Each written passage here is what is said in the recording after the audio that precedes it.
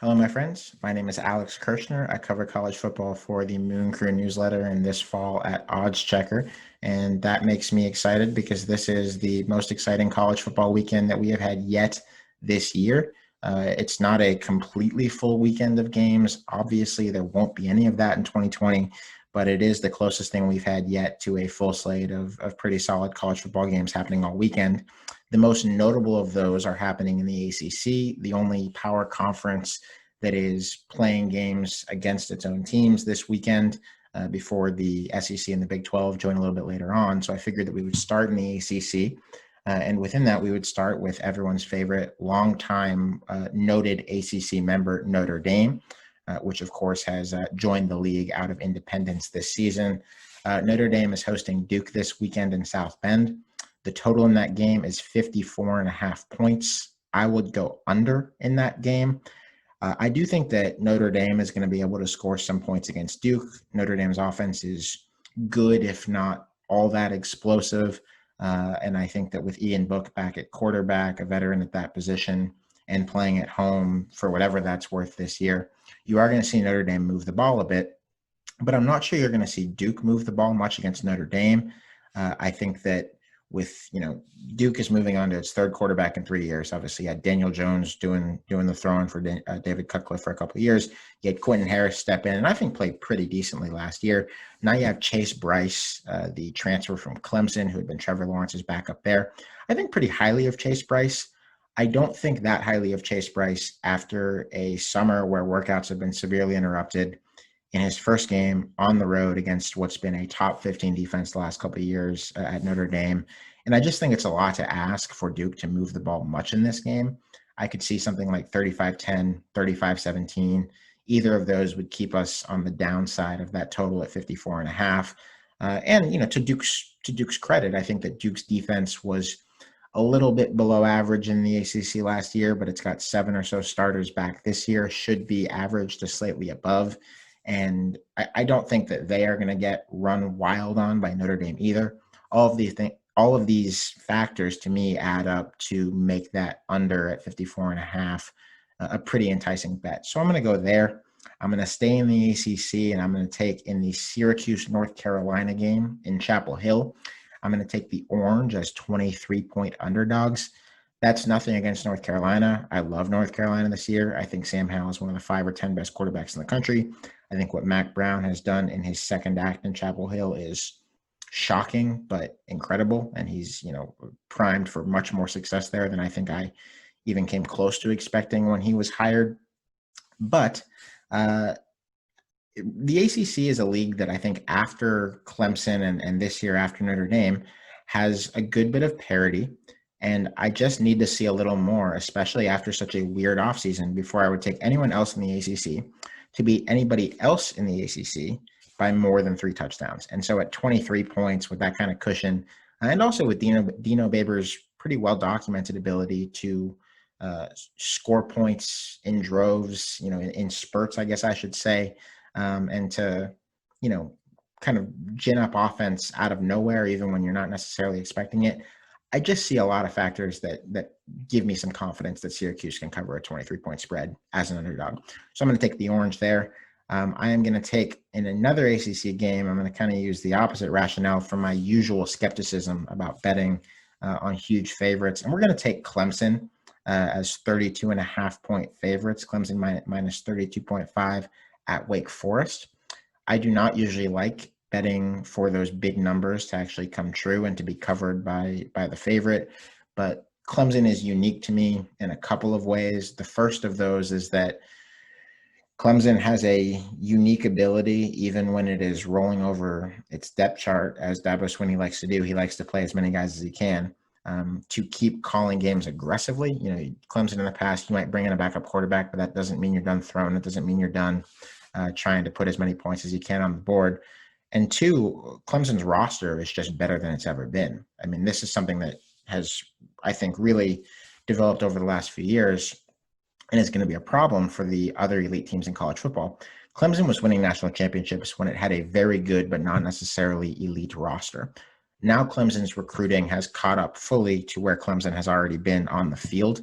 So, you pull Trevor Lawrence, suddenly the guy coming in to replace him is the number one quarterback in the freshman class this year, in DJ Ugalele, who I think a lot of people view as kind of a peer to Trevor Lawrence in terms of his long-term potential. So I don't think that Clemson is going to let up. I don't think that after a summer of relatively limited reps because of the pandemic that Clemson is going to just take it easy. I think they're going to want to continue to run their offense. They're going to want to try to discover new things about different players on their team. And, 60 minutes is just a long time for Wake Forest to stay within 33 points of the Clemson Tigers. So at Clemson, minus 32.5, I like the Tigers. Finally, leaving the ACC, a pick that I am excited about, though I think is, subject to some volatility because of how little we know about one of these teams, is Tulane as an 8.5-point favorite at South Alabama. I really like Tulane this year. I like what Willie Fritz has done for the last several years in building up that program. And I particularly like the consistency of the running game that he has built there. They're an 8.5-point favorite. That's a lot. And I think that the reason that the line isn't even bigger than that is that South Alabama looked really good the other week in the first all FBS game of the season when they went to Southern Miss and won pretty big and really made USM look bad. I think I can buy that South Alabama has improved a lot based on that performance, but I'd like to see a little more. I don't think that USM was especially ready to play that game, as evidenced by, number one, the fact that they had a number of really heinous coverage breakdowns, including one moment where South Alabama lined up a receiver out wide on the goal line and Southern Miss just didn't cover him. But more importantly, Jay Hobson, the coach at Southern Miss, resigned shortly after that game. That tells me that there were some issues at Southern Miss that were probably percolating in the months and weeks leading up to that game. I don't think Southern Miss was prepared to play. And so with that in mind, I'm reserving some optimism for now that South Alabama has really turned a corner here. I think given the shape that their defense has been in the last several years, I'm going to go with that track record and take Tulane to run the ball very effectively enough to win this game by double digits and cover an 8.5-point spread. In a late game on Saturday, kind of being played in that typical Pac-12 after dark time slot, even though there is no Pac-12 football this fall.